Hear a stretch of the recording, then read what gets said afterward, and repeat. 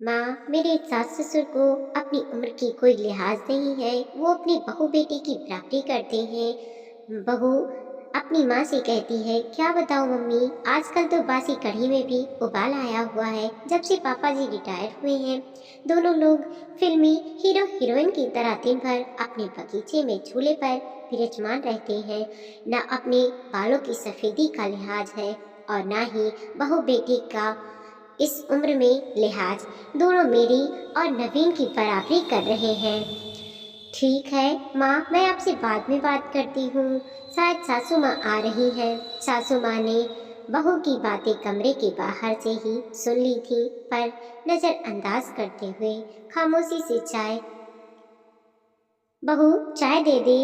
सासू माँ अपनी बहू सोनम को चाय देने के पश्चात अपने पति देव अशोक जी के लिए चाय लेने जाने लगी। ऐसा देखकर बहू सोनम के चेहरे पर व्यंग्यात्मक मुस्कान तैर गई, पर सासू माँ समझदारी दिखाते हुए बहू की इस नाजायज हरकत को नजरअंदाज करते हुए सिर झुकाए वहां से निकल गईं। पति के रिटायर होने के बाद कुछ दिन से उनकी यह दिनचर्या हो गई थी। आजकल सासू माँ प्रभा जी अपने पति देव अशोक जी को उनकी इच्छा अनुसार अच्छी तरह से तैयार होकर अपने घर के सबसे खूबसूरत हिस्से में अपने पति देव के साथ झूले पर बैठकर अपनी कंपनी देती थी। यह झूला मकान की एक खाली जगह पर लगा हुआ था, जिसके चारों तरफ बगीचा था। प्रभा जी ने सारी उम्र तो उनके बच्चों के लिए लगा दी थी। पांडे विला 2 मंजिला कोठीनुमा घर अशोक और प्रभा का जीवन भर का सपना था, जो उन्होंने बड़ी मेहनत से साकार किया था। घर का बगीचा 20 बाई 20 गज की कच्ची जगह में था। यह वास्तव में प्रभा जी के सपनों का बगीचा। यहाँ तरह तरह के बेले, कई प्रकार के पौधे, हर श्रृंगार का घना पेड़ और एक छोटा सा टैंक था, जिसमें कमल के फूल खिल रहे थे। जाड़ों में तो रंग बिरंगे फूल, टहनियाँ, गुलाब, पैंजी और तमाम किचन गार्डन की सब्जियां चार चांद लगा देती। बगीचे में धनिया, पुदीना, मेथी की बहार रहती। तरह तरह के फूलों की खुशबू से भरा घर और अशोक बाबू और पत्नी प्रभा सकारात्मक ऊर्जा से हमेशा सराबोर रहते थे। ऐसे मनमोहक वातावरण में वहां पर लगा झूला मन को असीम शांति प्रदान करता। यहाँ का वातावरण इतना सुखदमय और शांतिमय था कि कोई भी यहाँ पर बैठता तो उसकी उठने की इच्छा ही नहीं होती थी। जाड़ों में वही तसले में आग जलती और भुने आलू शकरकंद के मजे लेते जाते, और बरसात में सुलगते कोयले पर सेकते भुट्टे का आनंद लिया जाता था। पहले वह और अशोक इस मनमोहक जगह में कम समय के लिए ही बैठ पाते थे। प्रभा अनमनी होती तो अशोक बड़े जिंदा दिली शब्दों में कहते, पार्टनर, रिटायरमेंट के बाद दोनों इसी झूले पर साथ बैठेंगे और खाना भी साथ में ही खाएंगे। आपकी हर शिकायत हम दूर कर देंगे। फिलहाल हमें बच्चों के लिए जीना है, बच्चों के करियर पर बहुत कुछ बलिदान करना है। खैर, अब बेटा अच्छी नौकरी में था और बेटी भी अपने घर की हो चुकी थी। रिटायरमेंट के बाद घर में थोड़ी रौनक रहने लगी थी। अशोक जी को भी घर में रहना अच्छा लग रहा था। पहले तो बड़े पर्दे पर थे, तो कभी उनके कदम घर में टिकते ही नहीं थे। गांव से आकर शहर में बसेरा बनाना आसान न था, लेकिन किसी तरह 400 गज जमीन कर ली।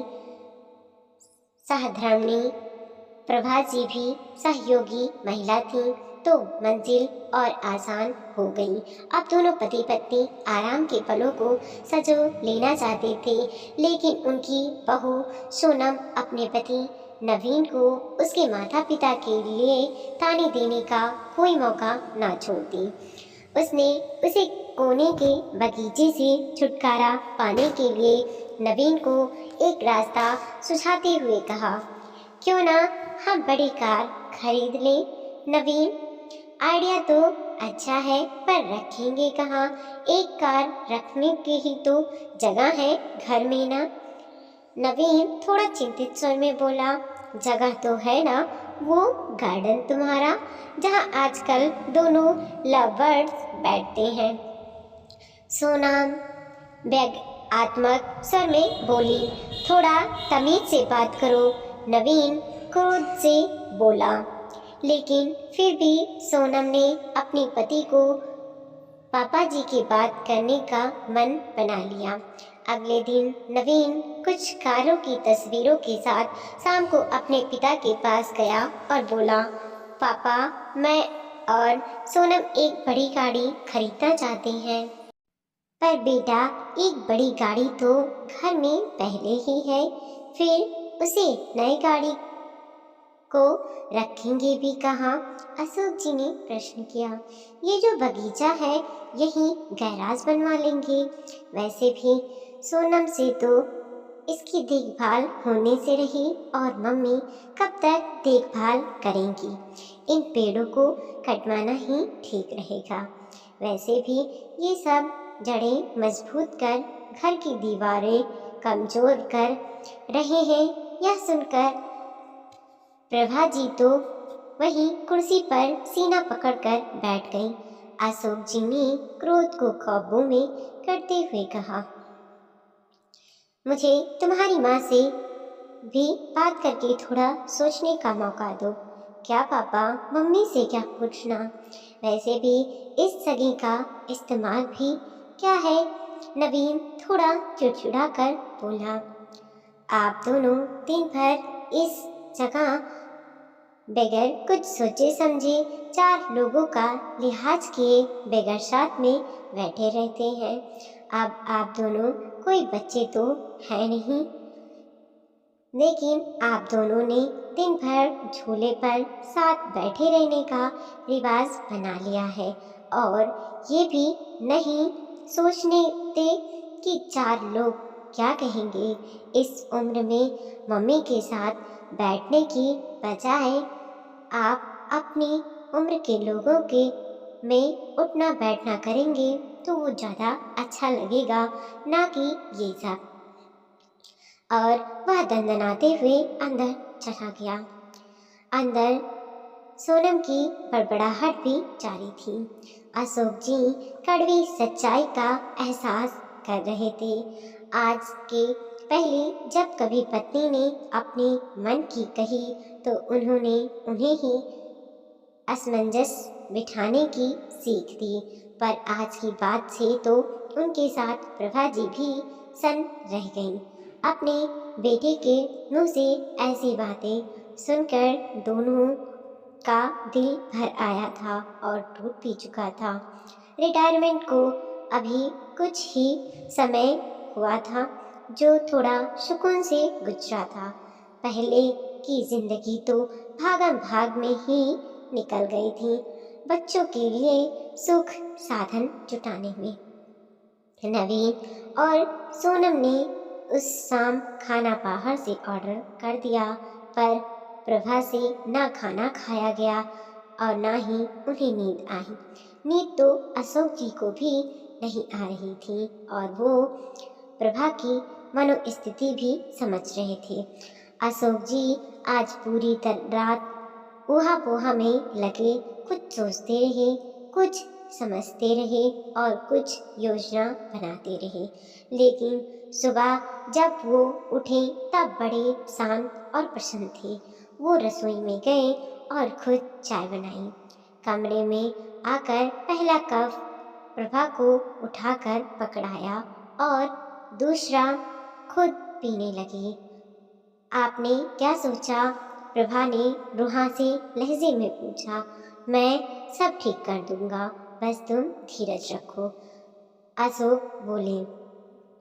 पर हद से ज्यादा निराश प्रभा उस दिन पौधों में पानी देने भी ना निकली और ना ही किसी से कोई बात की। दिन भर सब सामान रहा, लेकिन शाम को अपने घर के बाहर टू लेट का बोर्ड टंगा देख नवीन ने भौचक के स्वर में अशोक से प्रश्न किया।